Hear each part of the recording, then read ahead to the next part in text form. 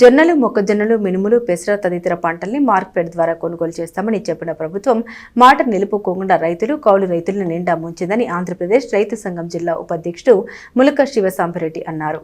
మద్దతు ధరకు పంటల కొనుగోలులో ప్రభుత్వం ఉదాసీనతపై రైతు సంఘం ఆధ్వర్యంలో సోమవారం స్థానిక తహసీల్దార్ కార్యాలయం ఎదుట ధర్నా చేశారు. ప్రభుత్వ తీరును నిరసిస్తూ నినాదాలు చేపట్టారు. రైతు సంఘం జిల్లా ఉపాధ్యక్షుడు ములక శివసాంబరెడ్డి మాట్లాడారు. పంటలు కొనుగోలు చేయకుండా రైతుల్ని దళారులకు వదిలేసిన ప్రభుత్వ పాలకులు తమది రైతు ప్రభుత్వం మంచి ప్రభుత్వాన్ని చెప్పుకోవడం ఆశ్చర్యంగా ఉందన్నారు. రైతులు, కౌలు రైతుల్ని దళారులకు అప్పగించడం ముంచే ప్రభుత్వంగా భావించాల్సి వస్తుందని ఆయన విమర్శించారు. ఆదివారం 1900 రూపాయలకు కొనుగోలు చేసిన దళారులు ఈరోజు 100 రూపాయలు తగ్గించి 1800 రూపాయలకు కొంటున్నారని ఆయన తెలిపారు. మినుములు, పెసలు కొనుగోలు చేయకుండా రైతులను గాలికి వదిలేసిన ప్రభుత్వం కనీసం జొన్న, మొక్కజొన్న పంటలనైనా కొనుగోలు చేయాలని శివసాంబరెడ్డి డిమాండ్ చేశారు. రాష్ట్ర ప్రభుత్వం కేంద్రానికి లేఖ రాసి చేతులు దులుపుకోవడం బాధ్యత రాహిత్యమని అన్నారు.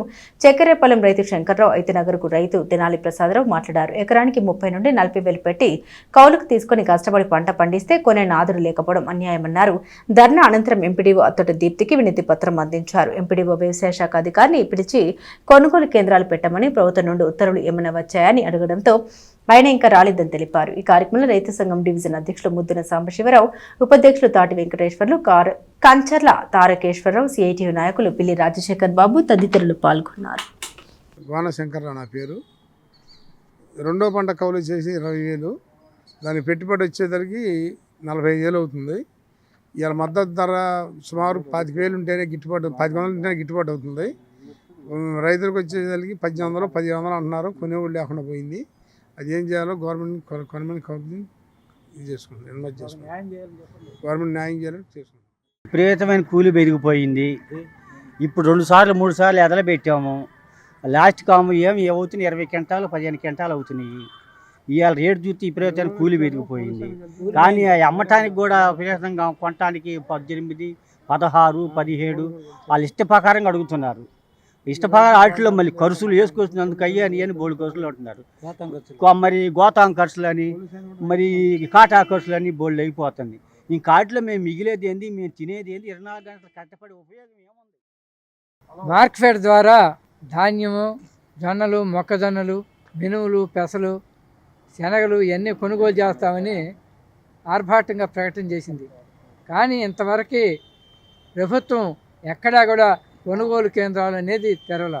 ఇప్పుడు మేము ఎండిఓ గారికి వినతి పత్రం రైతు సంఘం ఇస్తే వ్యవసాయ శాఖ వాళ్ళు చెప్పింది ఏంటంటే, మాకు ఎటువంటి ఆదేశాలు రాలేదు కాబట్టి కొనుగోలు కేంద్రాలు సమస్య ఊసే లేదు అని ఖరాఖండిగా ప్రభుత్వం చెబుతుంది. ప్రభుత్వం ఏం చెబుతుంది? మాది మంచి ప్రభుత్వం, మేము రైతుల కోసమే పుట్టింది ప్రభుత్వం అని చెబుతుంది. ఇది రైతుల కోసం పుట్టిన ప్రభుత్వమా, రైతులను ముంచే ప్రభుత్వమా అర్థం కాని పరిస్థితుంది.